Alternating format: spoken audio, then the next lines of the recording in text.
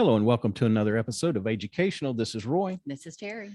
We are the podcast that brings you information on aging, chronicling our journey and things that we're bumping up against, as well as our parents, things that we run into that may be odd, or trying to put as much information out there about this process to help people out.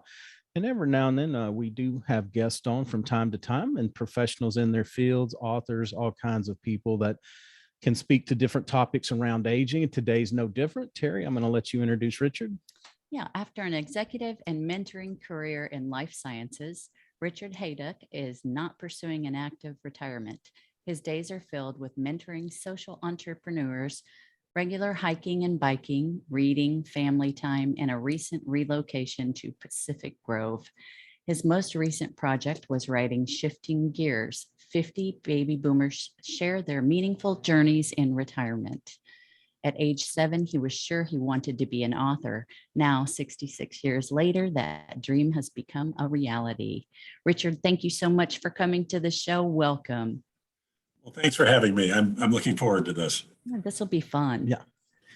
So tell us a little bit about your new book. Well, first off, tell us about your journey just a little bit. How did you get here, and what was able to give you the time, the energy? I'm gonna say that the energy to to write a book. And the other thing is overcoming that page, the blank page that typically mocks you, or I don't know. I get so excited. I'm going to write something, get down, get maybe 3 sentences, and like, where did all those great ideas I have go to? So tell us a little bit about that journey. Well, I cheated. All right, there we go. So I never had to face a blank page. Well, how can you write a book without having a blank page? You interview people and you get transcripts. So I interviewed about 75 people. They told some amazing stories. I intentionally let them talk. I didn't lead the witness. I'd ask questions like, "Oh, really? Oh, tell me more. Oh, why is that?" And so they went on and on and on. And at the end of the interviews, I had 800 pages of transcripts. Wow. So I never faced a blank page. What I faced was too many pages that I had to now cut down to what are the really great stories. But backing up, yes, I did cheat on this, but it still was a lot of work. I never had that kind of writer's block experience, but I had a lot of other challenges along the way. But some of my friends had told me some stories about what they were doing, and things people I'd known for quite a long time. And I said, "I didn't know you were doing that. That's really cool." One of my buddies had been in the Senior Olympics and had won medals and had been too modest to tell me about it. Wow. But once he opened up on the story, it was an amazing story. And this guy who's into fitness, and he was in several different events, and it was just a fascinating story. Over the next couple of weeks after that, I heard a couple of other friends tell me something interesting they had done. I, at one point, had this kind of eureka moment of saying, these stories are terrific. They need to be told. And I'm in the ideal position to do that. I had recently retired. I had the time to do it. I had the interest to do it. And the question was there enough material out there to do it with? And that turned out to be the easiest part of all. Having plenty of material was really easy. Yeah. And I mean, really, the older generation, and that they give you the best lessons, and they have the best stories and recall. And it just is so meaningful to sit and listen and just hear about their childhoods and their professional life. And, so many times people talk about their grandparents, and it's like, sometimes they don't talk about really what they did as a profession all the time. We just recently had a guest who was talking about the modern grandparent, and she talked a lot about that as well. So I can imagine so many of these. I wouldn't have been able to narrow it down. That must have been a really hard, just a challenging thing to narrow it down to all of the stories, because I'm sure you learned so much from all of them. Yeah, it was, I hired an experienced professional editor to work side by side with me. And she was like my conscience on a lot of these things. She'd Yeah. Oh, say, yeah. she, I'd do a transcript, I'd edit it down into a story, and we'd call, and she'd say, "I don't get it. What's the point of this story?" And I'd say, "Well, wait, what do you mean you don't get it? I looked the guy in the eye, and he said this and this and this." And she says, I didn't look him in the eye. I just read the words on the page. I don't get it." So I had a conscience with her. I had my own desire to not duplicate. So some of the stories overlapped with each other, and I just said, I can't have multiple stories telling the same learning experience. Yeah. Well, that may be a harder challenge than the blank page, because now you've actually heard this, you've interacted. It's like, wow, which piece of this do I have to cut off, or who's are we going to take? So that probably makes it a much more difficult decision. Right after you've looked someone in the eye Yeah. and they've shared some deep experience, it's emotional, they're Yeah. connected to it, they engaged me in that conversation. And as you just said, saying, okay, that's not going to be in the book. Right. Oh my gosh. So did most of the people that you interviewed were, I mean, did you kind of start with that, friends and family, the close circle, and then go out, or was there a method to who you actually talked to? Yeah, it started with people that I knew, and then almost like traditional networking. At the end of each interview, I would say, "Who else should I talk to?" Yeah. And pretty soon, I just had a heavy flow of candidates to interview, Yeah. and so that turned out to be a pretty easy process. And then in the tail end of it, I started identifying some things that I was missing, and I went out and sought those out. Um, I wanted someone who had a good experience in independent living.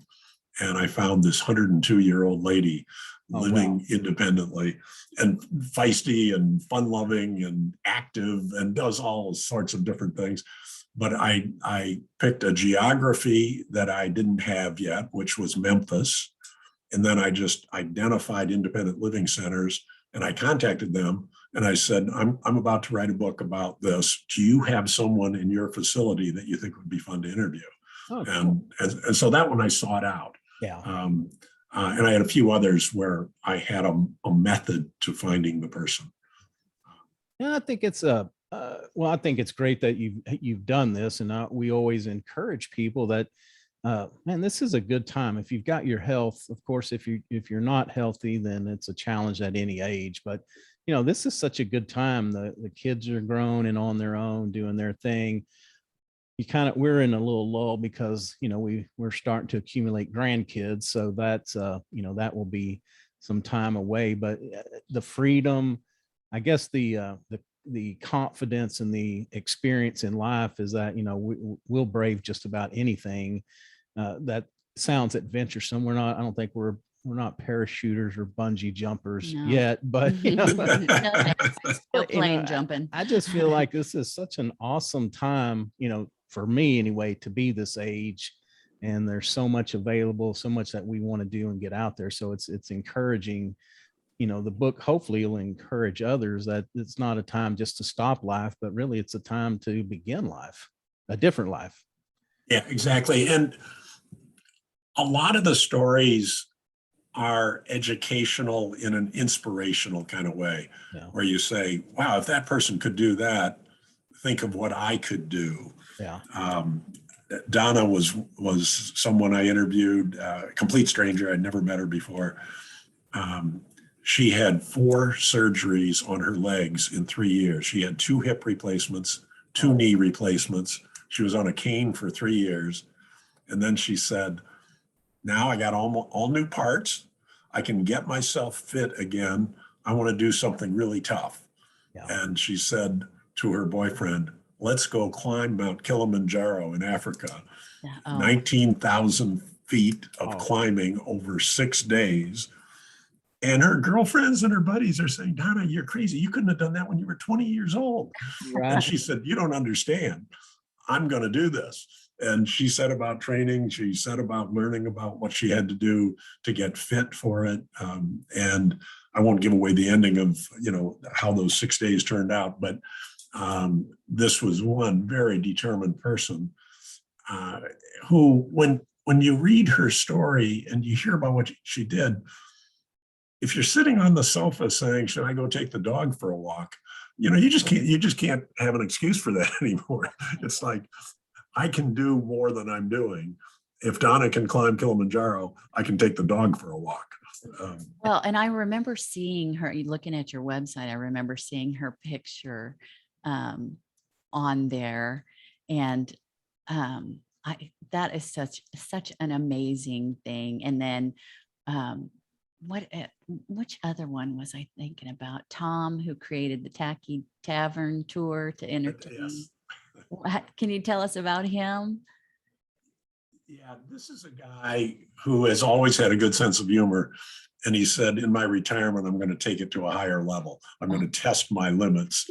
And so he has parties and get-togethers and things that are unusual and kind of challenge the norms. So he gets a group of people together to go on a Tacky Tavern tour. And that is to identify a series of taverns that normally you wouldn't dare go into. And they go in there as a group. And it sounds like it could be snobbish, but it's actually the opposite. They actually go in and they immerse with the crowd, and they have like a social connection with the people that are in that bar. And they have a set of laughs. They have a great time with it. And we've actually been on one of the Tacky Tavern tours, and it was something I will remember the rest of my life. It was just an amazing experience. So what? And the taverns, the word tacky is probably an understatement.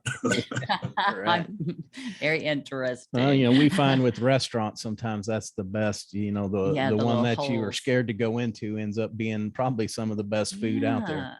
Yeah, exactly. So which one of these stories was your biggest surprise from? And I know that they're all awesome or they wouldn't have been included, but which one is the one you sat down and started interviewing and then said, this is going to be, an average story that just turned out to be incredible? Oh boy, it's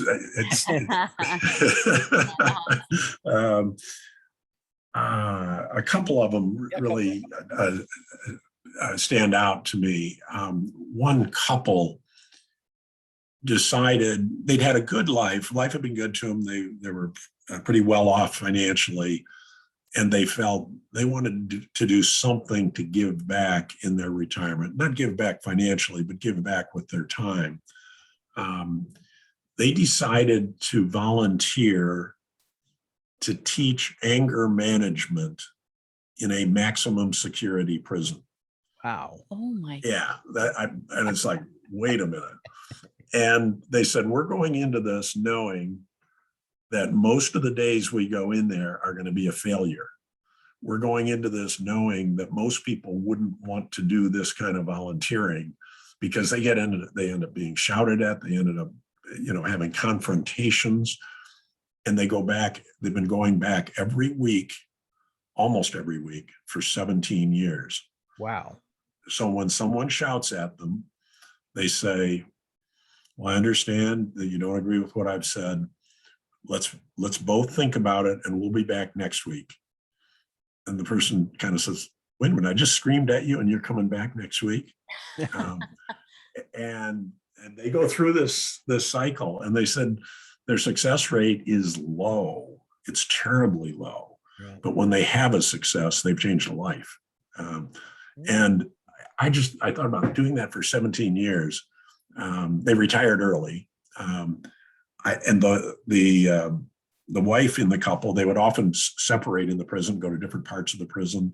She'd go into, different places where she was alone. And there was a guard maybe up on the fence looking down. And I said, weren't you terrified? And she said, no, I really wasn't. I was there. I had a reason for being there. None of the volunteers in the prison had ever been harmed. There'd never been a problem.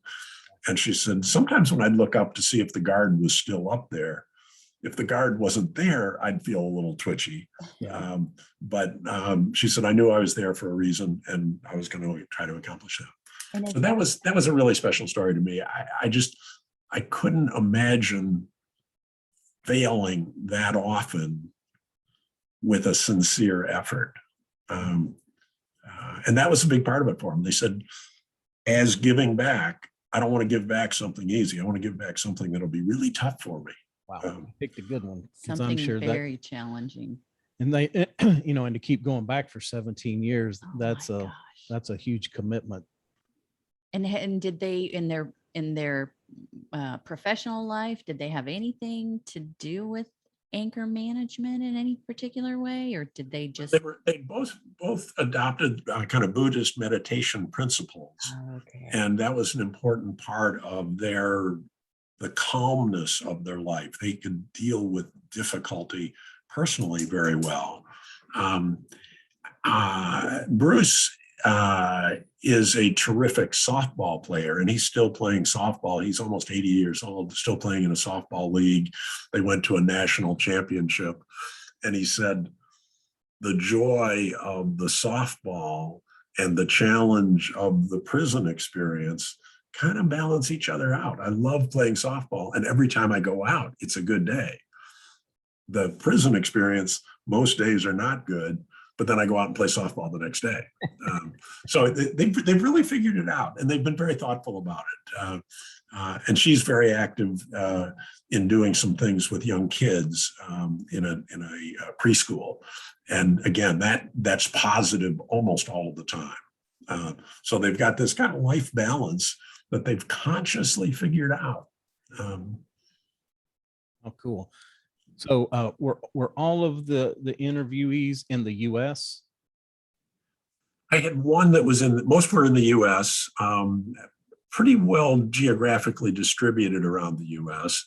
I had one in the UK who was referred to me, and a really interesting guy.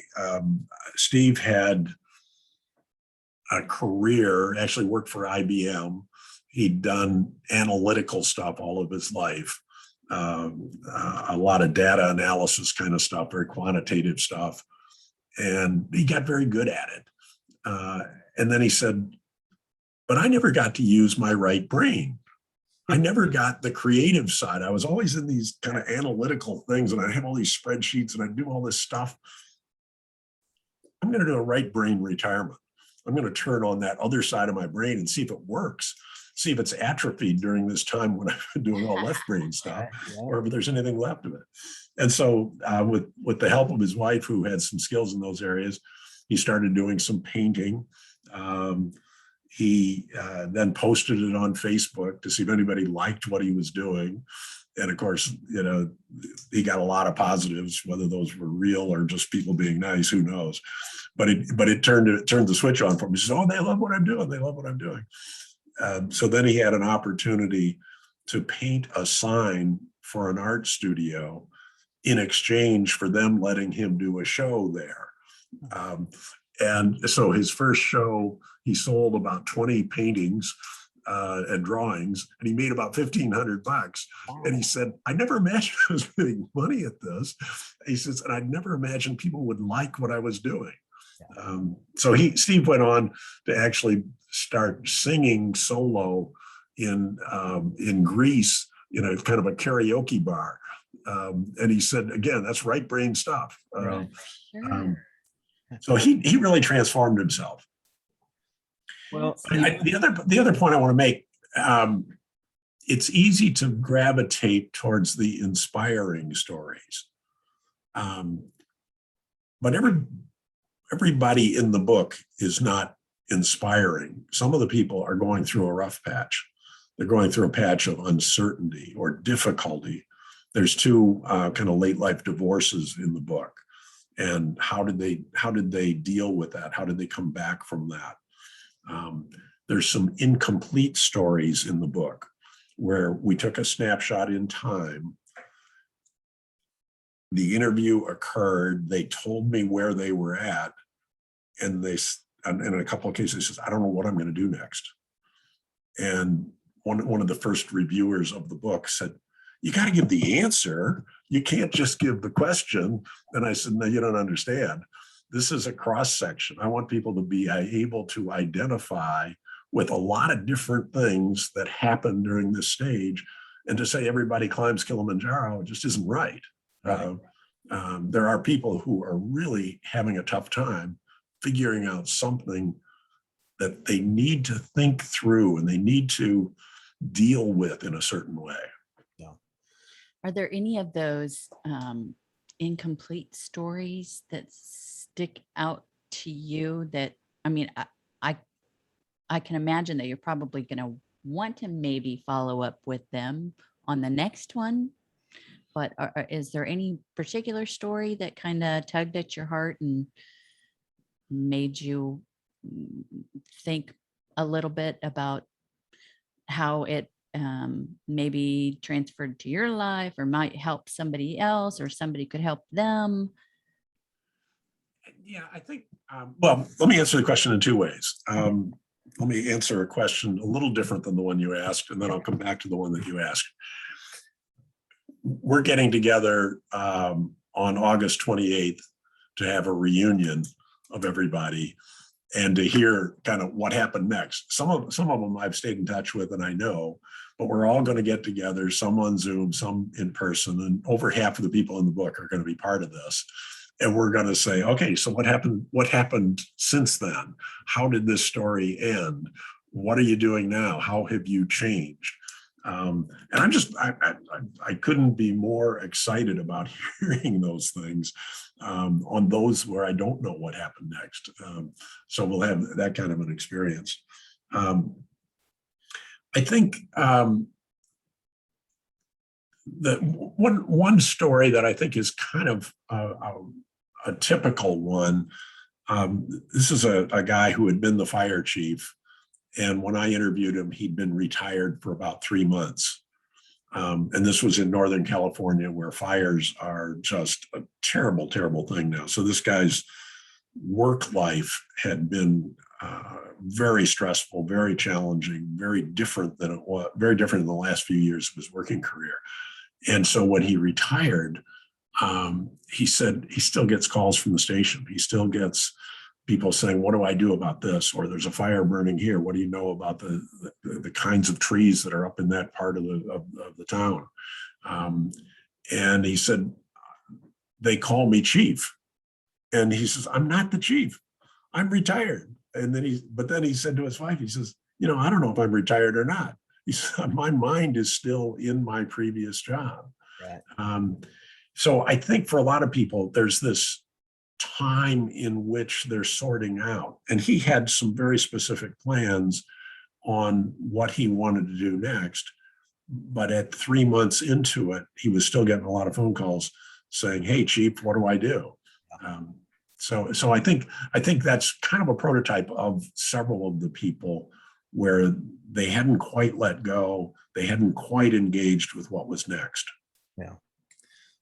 Now, you may have answered this with the gentleman that went from left brain to right brain, but one thing I was going to ask was, what was the biggest flip from, their career or early life to maybe what they were pursuing in retirement?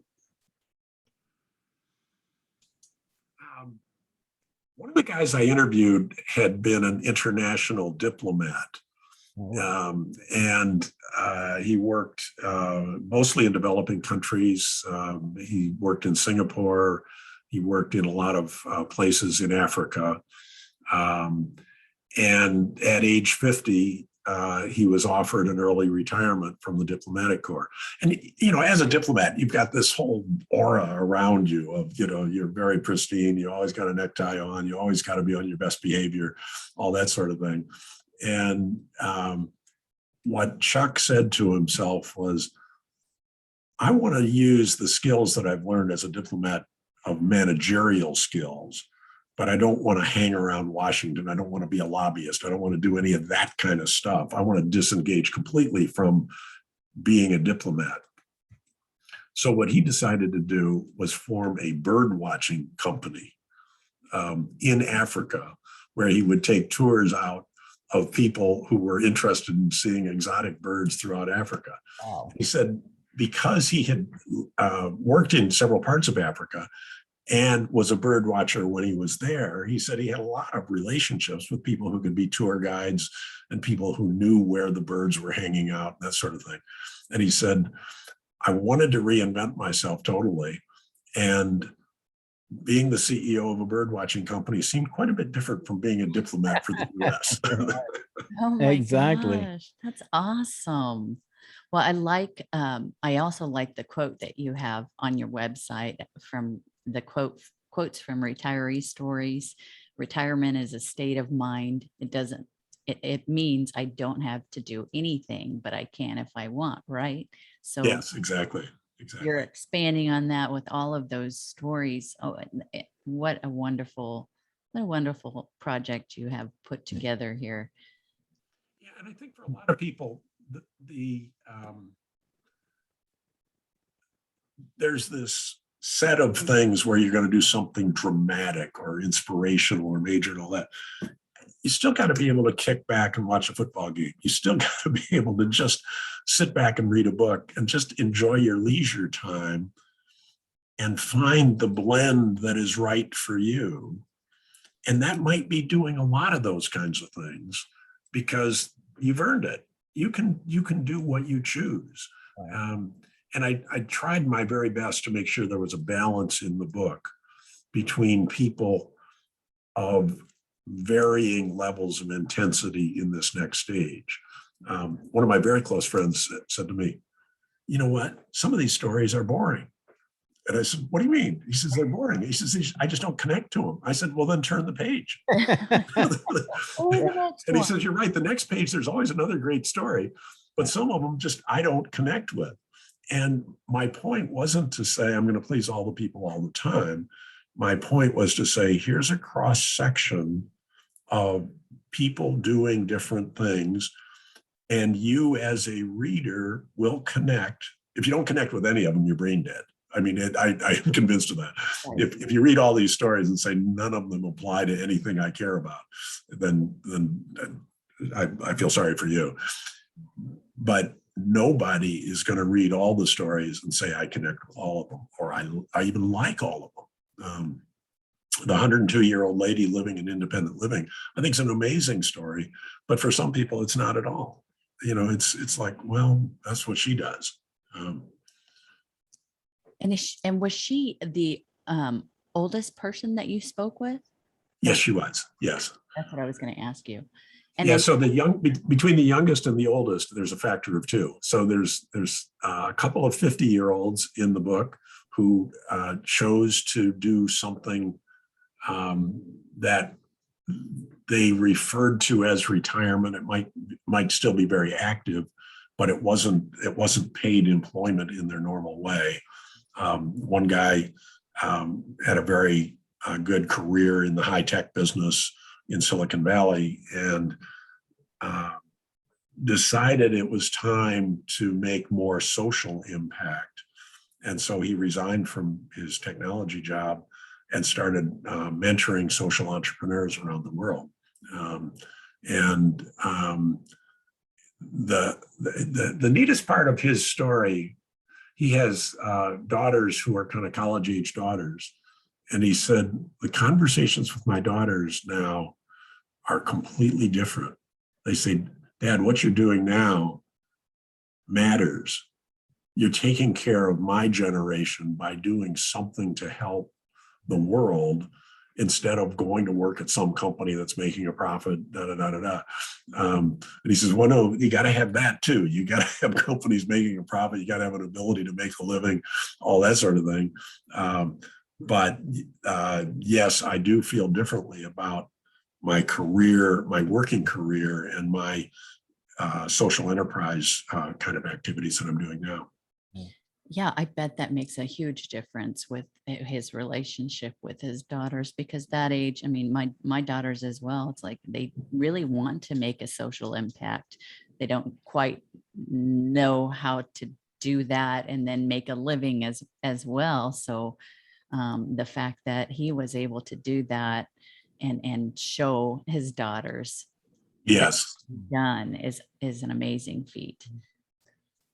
So what about the difference in, you said there was kind of a mix between, not every story is in a happy place right this moment, but what about the mix between making that decision to retire, step away, maybe being forced out, and being able to do the things that you want to do versus being able or being forced into doing things that you need to do for survival? Did they fall out in any of those categories? Yeah. I think you touched on earlier in one of your other questions, two kind of preconditions here. I'd call it health and wealth. Yeah. You don't need to be enormously fit, but if you've got major health problems, it changes the range of choices that you have. Some of the people in the book have had some health problems and adapted to them. The same thing with wealth. I use the word wealth. There's kind of a minimum amount. It's not even a very large amount where you get by. You're not worried about food on the table. You're not worried about making the rent payment. But it doesn't need to be much more than that. But if you've got enough wealth and enough health, then your choices are so dramatically different. And the health one is kind of the card you're dealt. I mean, if you've tried to keep yourself fit, that obviously helps. But a lot of people who have kept themselves fit, still had health problems. The wealth problem is hard to come back from. It's hard to retire at a certain age and be broke and say, well, I'll do something that will get me back on my financial feet. Those choices are just really limited. Yeah, and that's something we talk a lot about here is the not outliving our health, and that's something that we're trying to make some changes because, you can, or not outlive your health, but outlive your wellness, and just doesn't make for a very easy or fun, enjoyable time. And sometimes we don't have a choice, once we get there, but that's why we encourage people that, if we can start that conversation, make those better decisions earlier in life, it will make our later life much more enjoyable and maybe allow us to make these choices, because I know there's some people that are confined to either homes or institutions that they can't, they couldn't go out and walk down the street, much less go climb a mountain. Right. Yeah. Actually, a couple of the people I interviewed had a to-do list that had two columns. The to-do list of what can I do now when I'm fit and healthy? And then what are the things that would still be fun to do, but I can do them, when my knees have given out a little bit and I'm not feeling so good, or even if I'm in a wheelchair, you can do certain things. And they're the ones that require them to be healthy. They're doing them now. Yeah. And, I had a great great grandmother, somebody that was, really, really old when I was young. And that was probably the better advice that she gave me then, because she, her body had given out. She was confined to a rocking chair most of the time, but she's like, you really need to learn to enjoy reading, because when you get to a point when you can't do anything else, it really gives you something to keep your mind younger and clearer, and helps you to take those journeys and be in those places, which was good advice. I'm not a good reader. It puts me to sleep. I can read about 3 pages and conk out. If you read Shifting Gears, make sure you pick the stories that you like, because don't pick one of those boring ones. You'll be asleep in no time. Tagging them. Well, one night I kind of dozed out for a minute. Terry's like, "What? Did you read like a paragraph or something?" No, and I'm on I wished I'd have taken the speed reading course, a long time ago, which I didn't, but I do like to kind of challenge myself and time myself where I can read like 30 to 40 pages every hour. And it just kind of depends on what kind of book it is, if I'm trying to soak in every word or if I'm just trying to get the gist of it. So I challenge myself to do that. I love to read. It's just something that I don't do as often as I'd like to anymore. Yeah, yeah. So, we encourage people to document, and there's so many great ways to do that now. Writing it down, getting an interview, or giving an interview, videotape.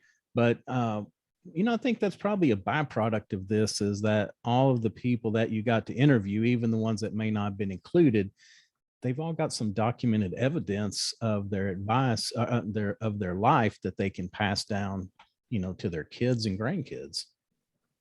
Yeah, one of the things I was surprised about is a handful of the people say, I'm going to just write something for no audience.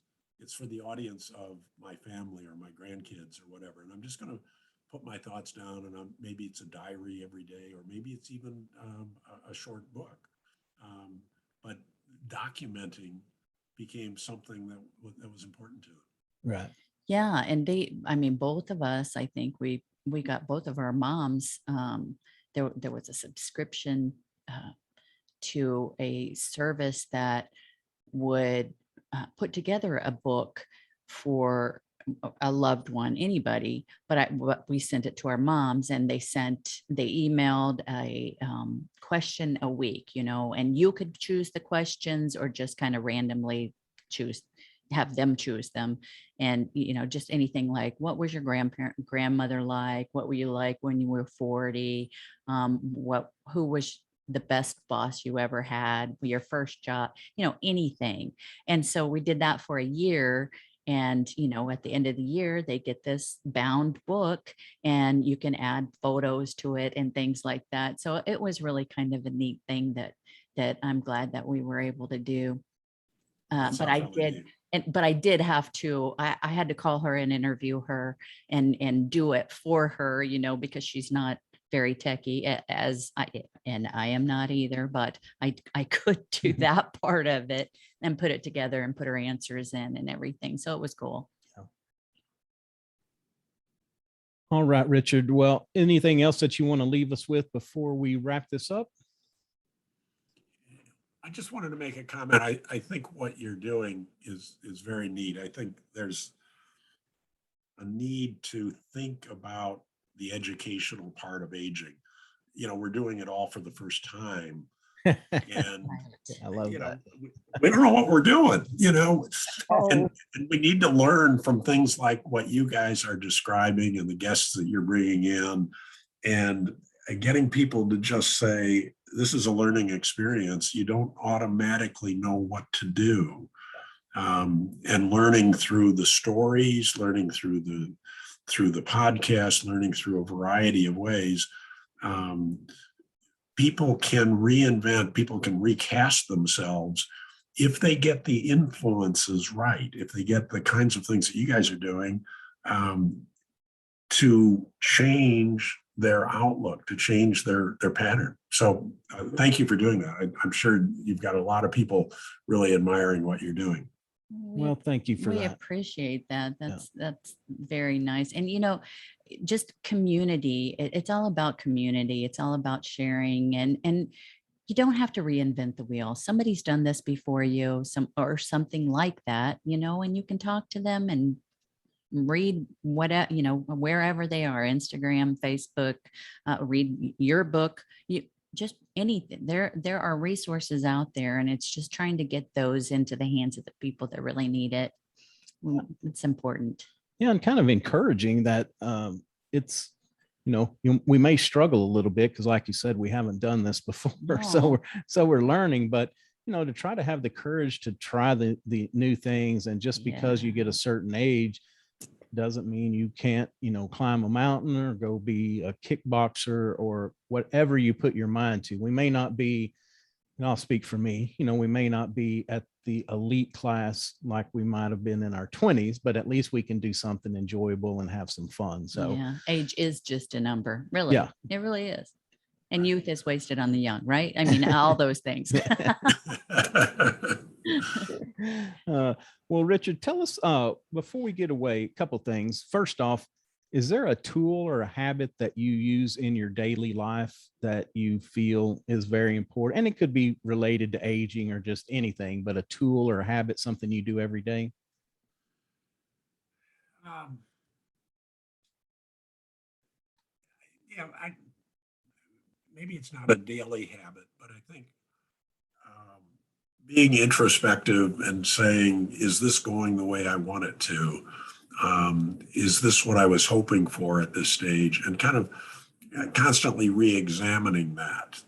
Um, and just another short story. One of my friends, we've recently relocated to Pacific Grove, California, after living in one place for 18 years. And one of my friends said to me, would you have done that if you had not interviewed all those people for your book? And I had to say to him, I've never thought of that. No. But I think you're right. I saw all these people doing all this stuff. They weren't taking no for an answer. My wife and I have always wanted to live near the ocean. We always wanted to have a kind of lifestyle where the beach was right there.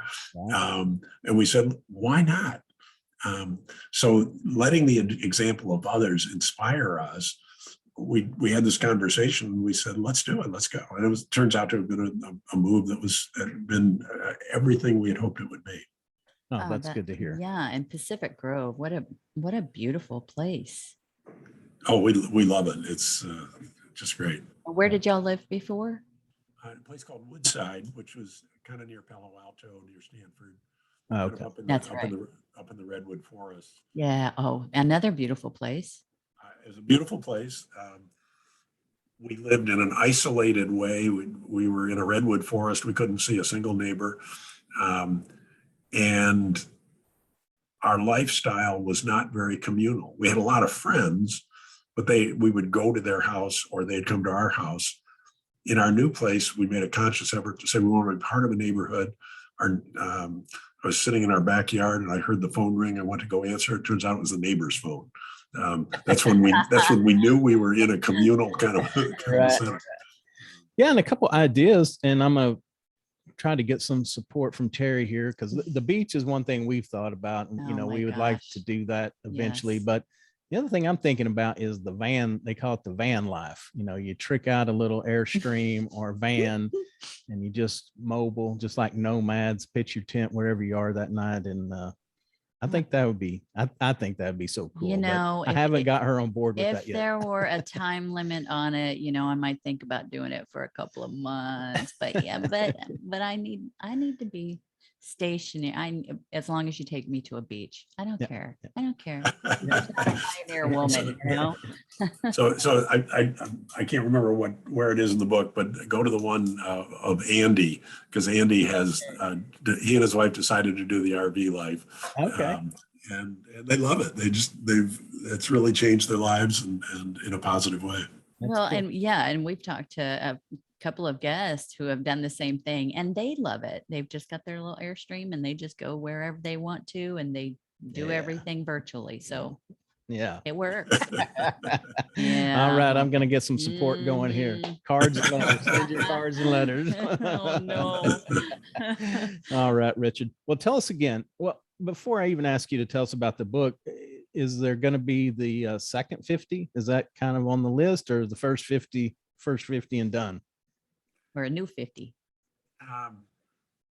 So there's a couple of different ways I could go on that. Right now, I'm just enjoying being out there with the book. We've just released an audio book, which adds a dimension to this as well. And so I'm having fun with it now. I don't know what I'm going to do next. There's plenty, because of the things that I've been doing with social media. The number of people who've shown up on my doorstep with neat stories is unbelievable. And the sequels of the stories that I've got, there's some really interesting ones too. But I just don't know if I want to put my energy into it at this point. I haven't really decided. And I'm doing some other things that I'm enjoying very much, working with social entrepreneurs as well. And that's been really fun. So I don't know if I've got it in me to do another one. Yeah. Hey, but you climb that hill. So kudos to Oh you my for gosh. doing that. Yes, you're an It's author. amazing. Holy cow. Well, that was fun. Yeah. So tell us about shifting gears. 50 baby boomers share their meaningful journeys in retirement. Where can we find it? How can people reach out, to your website, things like that? So, yes, the book is Shifting Gears, 50 Baby Boomers Share Their Meaningful Journeys in Retirement. It's available on Amazon and the other major online booksellers. There's an audiobook that's available now. I have a website in which there's a lot of support materials, a lot of blogs that I've done. I've had some guest bloggers come on that, and that's richardhaiduck.com. It's HAIDUCK.com. And that's turned out to be something people have really enjoyed as well. All right, cool. Well, we'll put all that in information in the show notes as well. So y'all run out, pick up Shifting Gears. Sounds like a lot of great stories. We haven't, ours is on the way, and we can't wait to read it and see what we can learn from it and make our later life in retirement much more exciting. Oh yeah. So you have to make a promise to me. Okay. After you both read the chapter about the RV, tell me if anything changes for the two of you. We'll send you separate Right. emails. Yeah, right. That'll be fun. Richard, thank you so much. We really appreciate it Yeah. and enjoy. I mean, we're looking forward to enjoying the book. I love hearing stories. It's I such a just do. great project. It really is. Really It was inspiring. great fun. I couldn't have had more fun doing it. So thank you both very much. This has been a fascinating discussion. I've enjoyed it. Well, thank you very much. That's going to do it for another episode of Educational. Of course, I am Roy. I'm Terry. You can find us at www.ageucational.com. We're on all the major podcast platforms, iTunes, Stitcher, Google, Spotify. If we're not on one that you listen to, reach out. I'd be glad to get that added. We're also on all the major social media networks. We probably tend to hang out on Instagram a little bit more than others. Reach out. We'd be glad to interact with you there. A video of this interview will go up on YouTube when it's published. You can reach out there, see this interview in its entirety, as well as some of the past interviews that we've had. Until next time, take care of yourself and take care of your health.